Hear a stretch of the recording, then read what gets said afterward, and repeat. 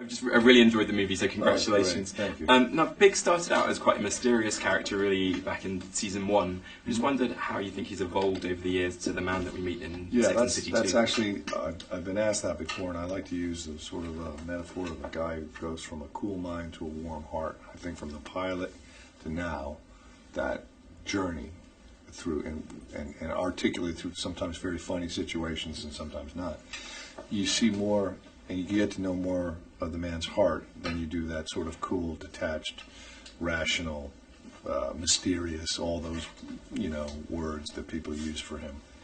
You get under his skin a little. And you've been working with Sarah Jessica Parker now for about 12 years on and off, and I just wondered, has that become like a marriage of sorts in this with Sex and the City? A marriage? You mean like an actor's marriage? You're kind of a working, your working relationship. Like, do you have kind of shorthand between you? You kind of each sort of know where you're going with scenes a bit more? Yeah, I think that's a good way to describe it. I feel she laughs at my jokes. Out of politeness, or no?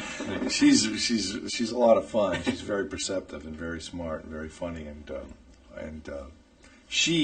I feel she knows who I am, and I kind of feel that way about her, so that we don't have to put up any barriers, or I'm not trying to like pull one over on her or anything like that, or hide something. We're open. We're both open books, and then it allows for a great amount of freedom in the work.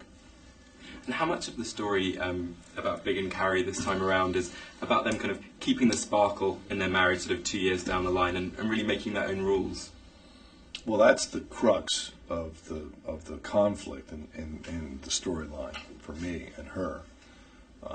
Not totally for her, because she has the whole trip and everything, but yeah, that I'm not going to explain it, because that's really one of the equations in the movie that gets solved, I think.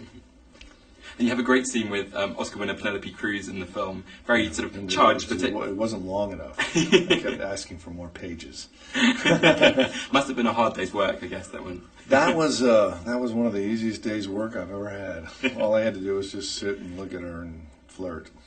And Big is the first character in Sex and the City 2 to reference the financial crisis. I just wondered how important you thought it was for the film to deal with it, to acknowledge it. Well, that's Michael Patrick King who thought it was important, and we've always been relevant to the times around us. We're in it. We were in the city during 9/11. You can't not bring that into the series or film, because New York City is the sandbox in which we play. So you have to articulate the times you're living in, and he does. And so we can't ignore it, and I don't think it's a good idea to.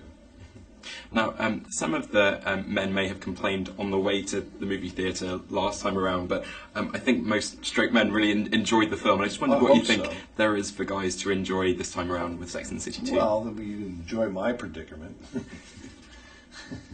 It doesn't have any camel rides in it or sand dunes, but I think they'll be able to relate. But I also think the guys enjoy watching the girls. I think secretly guys like fashion and all the glamour. I think they just don't want to admit it. I think they love all that stuff. They just kind of go, I want to go see a war movie, and then they pretend they're being dragged by their girlfriends, and they're like, ooh. I think it's a little like picking up Cosmopolitan, isn't it, and flicking. Yeah, when they're going in the John, it's not a Playboy, it's a Cosmo. Chris Noth, thanks very much, and all the best with Sex and the City 2 when it's released in the UK.